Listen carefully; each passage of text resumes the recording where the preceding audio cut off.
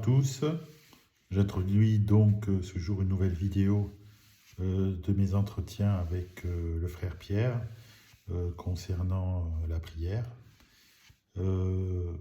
Cette fois-ci, je ne vais pas faire un résumé synthétique de l'entretien parce que même si elle est courte, on retrouve dedans plusieurs idées qui foisonnent et qui sont autant de pistes de réflexion. Ce que je retiendrai en filigrane, c'est le fait qu'il traite de l'impossibilité d'être croyant et non pratiquant. On sait de nos jours qu'on a beaucoup de gens qui le disent. Alors, avec la précision que non pratiquant ne s'entend pas dans le sens de celui qui, seulement dans le sens de celui qui ne va pas à l'église, mais dans le sens de celui que s'il va à l'église ou même s'il ne va pas à l'église, cette croyance change quelque chose à sa vie et que donc effectivement dans sa vie, il pratique ce en quoi il croit.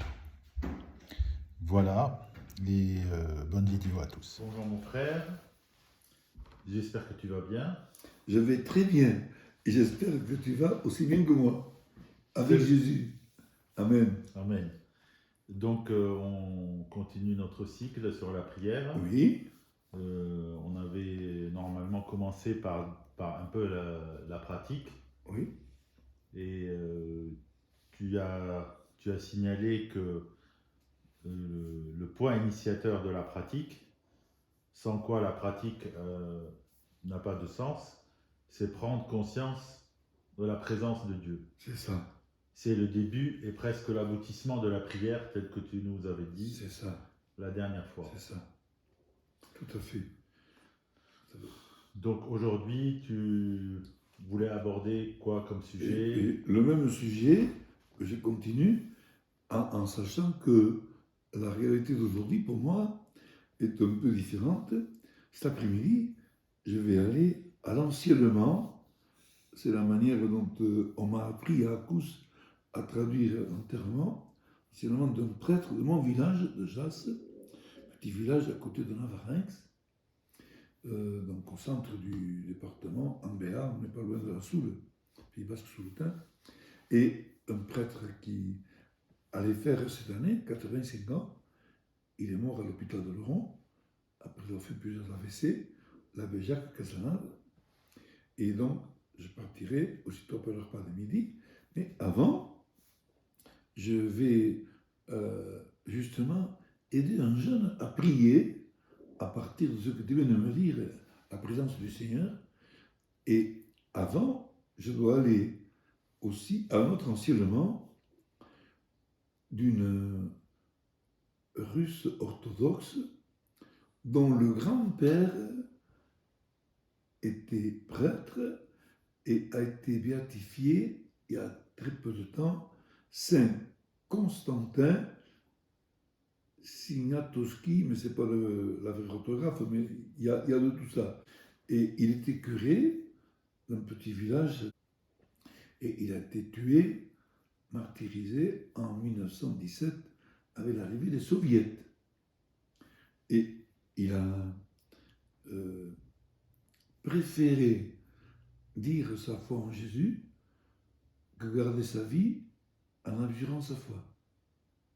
Rien que ça.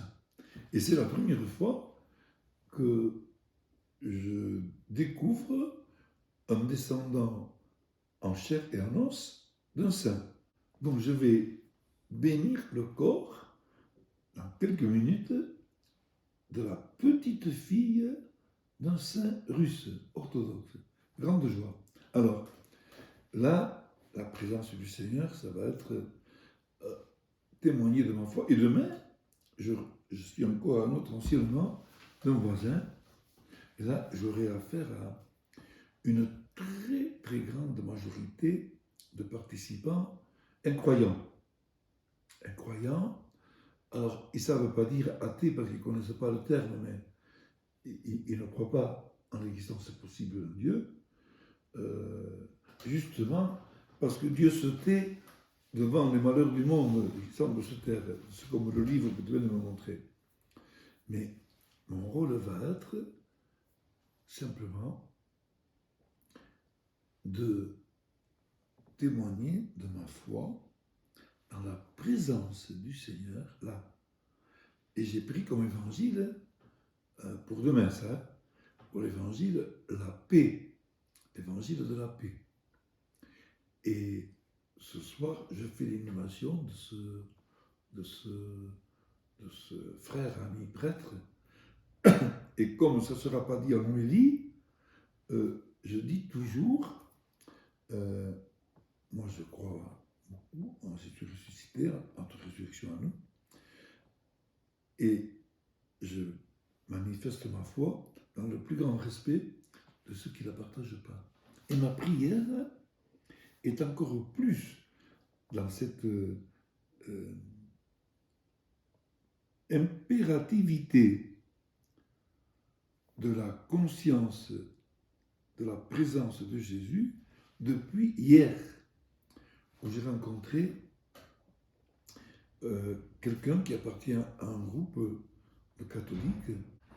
Alors, il appartient à un groupe de cathos pour qui le rite est beaucoup plus importantissime que l'évangile de Jésus, qu'ils ne connaissent pas et qu'ils ne veulent pas connaître. Mais s'il préfère le rite, il a qu'à aller à une salle de gym. Je vais lui dire la prochaine fois. Et la prochaine fois. Waouh! Va en salle de gymnastique. Waouh!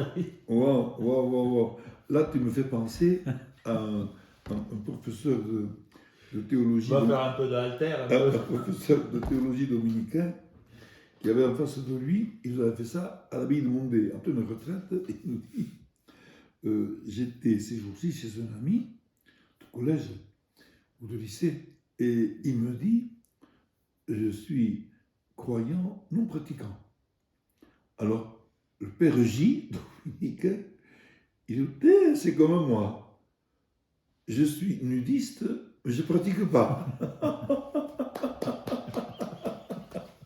Ça, c'est l'humour de Jésus, ça. L'humour de Jésus. Et je trouve ça magnifique.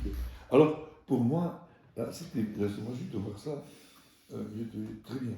Pour moi, la prise de conscience de Jésus, elle est au point de départ de la prière, à l'arrivée de la prière et pendant toute la prière. S'il n'y a pas ça, il n'y a rien. Alors, hier, j'ai fait une homélie sur l'importance du lien entre la prière et la vie. Alors, c'est toujours Jésus, tu es là, mais tu es là dans cette relation difficile, dans cette situation sans issue, et tu me montres comment la contourner, la situation. La relation difficile, tu me montres comment, tu me donnes de quoi la vivre, en partant de cette phrase que j'entends très, très souvent ici. Ce n'est pas normal. Les gens que je rencontre, là, à 9 sur 10, ils disent ce n'est pas normal quand les choses ne vont pas comme eux voudraient qu'elles aillent. Mais quand eux font ce qui n'est pas jugé normal par les autres, pour eux c'est normal. Parce que le critère pour eux est ce qui leur plaît ou ce qui ne leur plaît pas. C'est pas normal. Et maman me disait, il faut apprendre à considérer que entre ce qui devrait être et ce qui est, il y a un très grand abîme infranchissable. Et alors, je leur ai dit, est-ce que vous croyez que c'est normal que les gens qui accompagnent aujourd'hui Jésus dans les rameaux à l'entrée de Jérusalem, le dimanche des rameaux, donc, le vendredi saint déjà, vont crier « Crucifie-le ». Ils n'y sont pas tous, mais dans ceux qui disent « Crucifie-le », c'est évident qu'il y en a qui étaient « Hosanna, celui qui va au nom du Seigneur ». Est-ce que vous croyez que c'est normal que les auteurs de la loi, les scribes, les pharisiens, les grands prêtres, les lévites, en ayant vu Jésus tant de fois être comme il était parlé, comme il parlait, faire les miracles qu'il faisait, préférait dire que ce n'était pas le Messie. Même dans un évangile, dire c'est par le Belzéboul qui guérit. Est-ce que vous croyez que c'est normal? Est-ce que vous croyez que c'est normal qu'il puisse mettre à mort celui dont ils reçoivent la vie? Au verset 1 du chapitre 1 de Saint Jean, par lui, tout s'est fait, et rien de ce qui est n'a été fait sans lui. Est-ce que c'est normal que, en étant en prière maintenant, à la fin de la messe, nous ayons le comportement de tous ceux qui ne sont pas venus à la messe, de monsieur tout le monde? Est-ce que c'est normal? Voilà ce que je vous laisse comme message pour préparer votre sacrement de réconciliation pascale. Amen. Amen.